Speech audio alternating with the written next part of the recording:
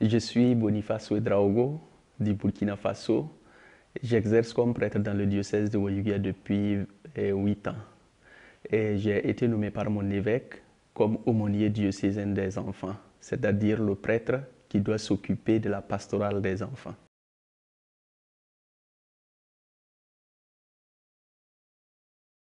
L'orpaillage, c'est une activité qui vise à extraire l'or du sol.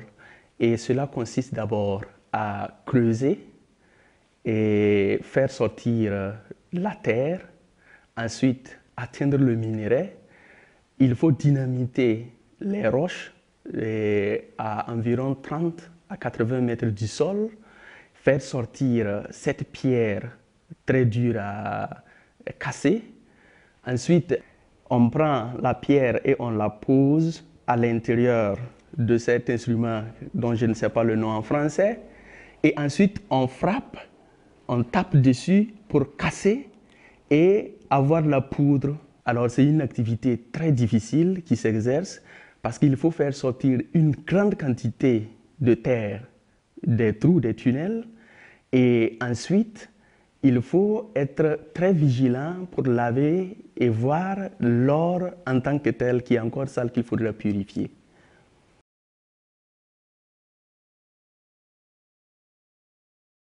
Les enfants sont obligés de travailler dans les mines d'or d'abord parce que les familles les encouragent à aller travailler à l'orpaillage.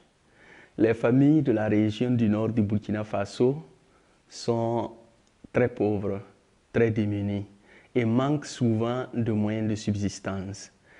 Et l'éducation ne semble plus donc une priorité par rapport à la recherche des moyens de survie. Or, l'activité qui se présente dans la localité est l'orpaillage. Et c'est à travers l'orpaillage qu'elle tente d'obtenir les moyens de subsistance.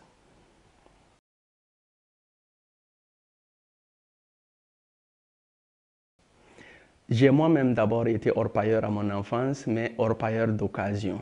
J'allais chaque jeudi chercher l'or dans un site qui se situait non loin de Bourzanga.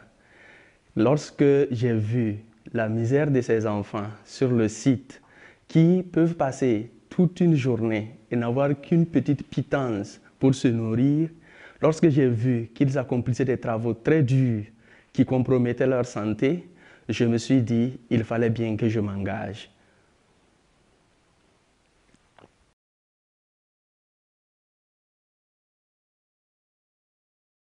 En 2009, les enfants du diocèse de Ouéguia ont été appelés à poser des actions concrètes pour aller en aide aux enfants qui vivent plus pauvres qu'eux. Alors, les enfants se sont mobilisés à l'occasion des fêtes de Noël et ont organisé ce que l'on appelle la tournée des rois mages. Cette tournée des rois mages a consisté d'aller de porte en porte pour apporter le message de Noël et demander une aide concrète pour les enfants qui vivent pauvrement. Et en 2011, nous avons orienté cette aide vers les enfants orpailleurs.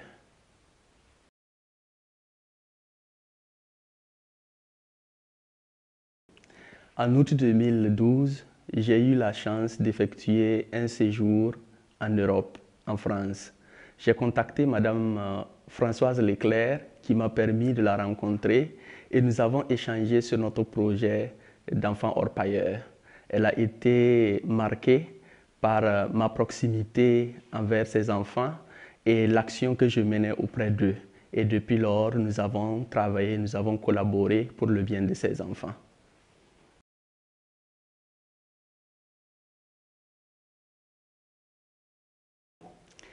Nous avons commencé très pauvrement et nous manquions d'infrastructures pour l'accueil de ces enfants.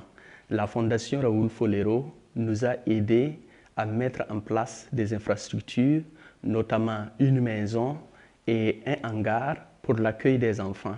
La Fondation nous a également permis d'offrir encore plus de repas aux enfants. Nous le faisions, mais nous manquions de moyens. La Fondation nous a aidés également à soigner beaucoup d'enfants. Il y en a beaucoup qui souffrent du paludisme, qui se blessent ou du moins qui ont des infections sur le site. Et avec l'aide de la Fondation, nous réussissons à les soigner. Enfin, la Fondation nous appuie pour que nous puissions organiser la rescolarisation de nombreux enfants. Et actuellement, ils sont 71 à repartir à l'école grâce au soutien de la Fondation Raoul Folero.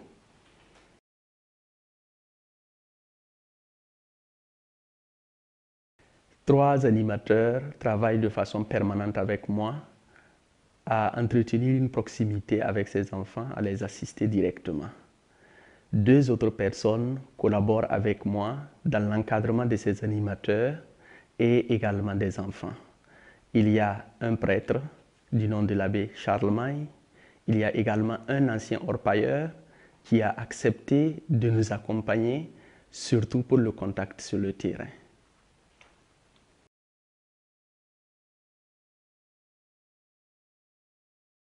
Nous les rejoignons tout d'abord sur les lieux de travail. Cela nous permet de connaître qui sont leurs patrons, qui sont leurs tuteurs et qu'est-ce qu'ils font concrètement. Ensuite, nous les invitons pour des parties de baby-foot ou des activités de distraction. Dès lors que nous avons conquis leur estime, nous pouvons entendre ces enfants nous faire des confidences sur leur sort en famille, sur leur sort sur le lieu de travail, et alors nous nous engageons. Un des grands besoins des enfants sur le site est de se trouver à manger. Compte tenu du travail très intense qu'ils fournissent, ils sont épuisés et ont besoin de se refaire les forces. Alors leur trouver à manger, cela nous permet d'entrer en contact avec eux, d'avoir les informations dont nous avons besoin et surtout de développer des activités avec eux.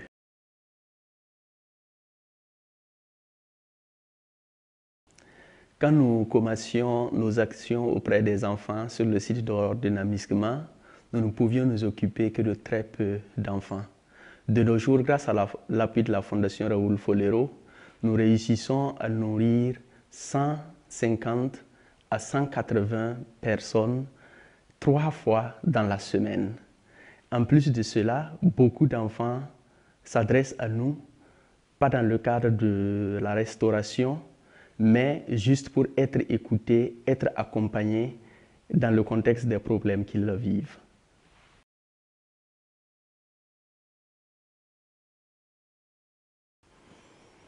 Dès que nous avons commencé à œuvrer au milieu de ces enfants, il s'est instauré entre eux un climat de camaraderie.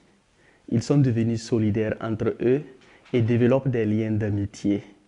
Chacun devient responsable de l'autre sur le site et arrive à demander la collaboration d'un camarade pour rentrer en contact avec un animateur.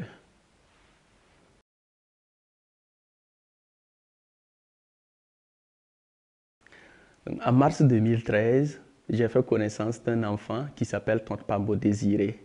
Il exerçait sur le site d'orpaillage de Namisigma avec son papa, qui était un grand orpailleur. L'activité de cet enfant consistait juste à concasser des pierres. Après un entretien avec lui, j'ai compris qu'il a abandonné l'école parce qu'il était resté seul avec sa maman au village. Et grâce à la Fondation Raoul Folero, nous avons fait une campagne pour obtenir de l'un ou l'autre orpailleur de repartir à l'école. Il a accepté d'en faire partie. Aujourd'hui, il est en classe de CM1 et l'année dernière, il a été récompensé pour avoir été le meilleur élève de sa classe. Vous voyez bien, il s'agit d'un enfant qui avait des aptitudes intellectuelles, qui pouvait bien poursuivre l'école, mais malheureusement qu'il a abandonné. De nos jours, il fait la fierté de ses parents. Ils sont du côté d'Arbolé, mais il fréquente Anamisgma.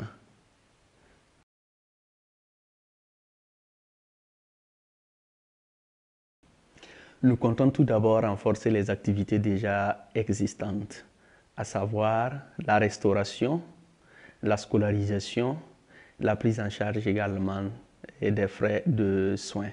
Nous voudrions en plus de cela pouvoir renforcer les activités de sensibilisation qui nous permettent d'être proches de la population en général, qui nous permettent également de nous faire comprendre par cette population et qui permet à l'ensemble des orpailleurs de s'approprier du projet. Nous voulions notamment développer l'apprentissage de métiers en faveur de ces enfants.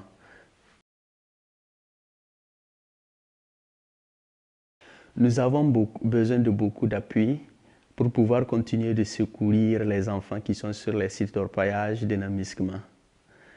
Notamment, si nous avions beaucoup plus de moyens, nous pourrions scolariser plus d'enfants. Nous pourrions également nourrir plus d'enfants. Nous pourrions soigner encore plus d'enfants. Si nous avions encore plus de moyens, nous pourrions également développer des activités manuelles qui sont beaucoup plus adaptées aux enfants qui n'ont pas été à l'école. Par exemple, apprendre à des enfants à exercer dans le domaine de l'électricité, de la menuiserie, de la mécanique. Actuellement, ce sont des secteurs très porteurs au Burkina Faso.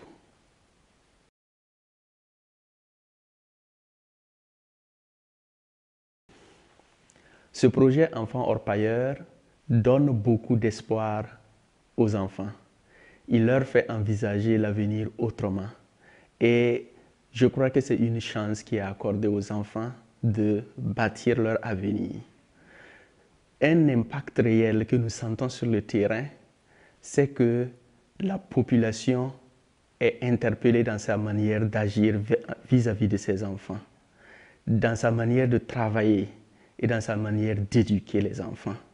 Et mon grand espoir est que nous puissions toujours avoir l'appui de cette fondation pour poursuivre l'activité, la réussir et donner la chance aux enfants.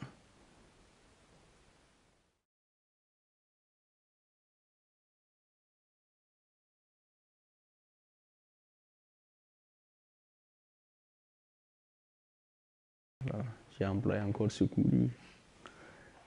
Bon, je vais reprendre karma. Ok. Bon, maintenant, comment réussir à formuler ça pour que ce soit... Oh, mon œil me dit de cette façon, personne ne vous écoutera. Oui, c'est très dur. Quand on n'est pas habitué aux médias, on ne sait pas comment se comporter. Alors, le verre d'eau peut-il être encore plus proche? Bien sûr, bien sûr, bien sûr, bien sûr. Buvez, buvez.